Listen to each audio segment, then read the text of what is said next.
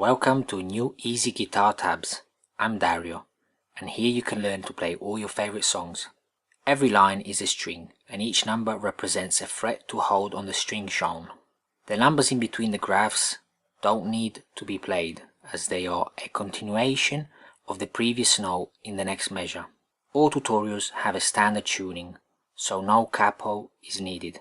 Hope you enjoy.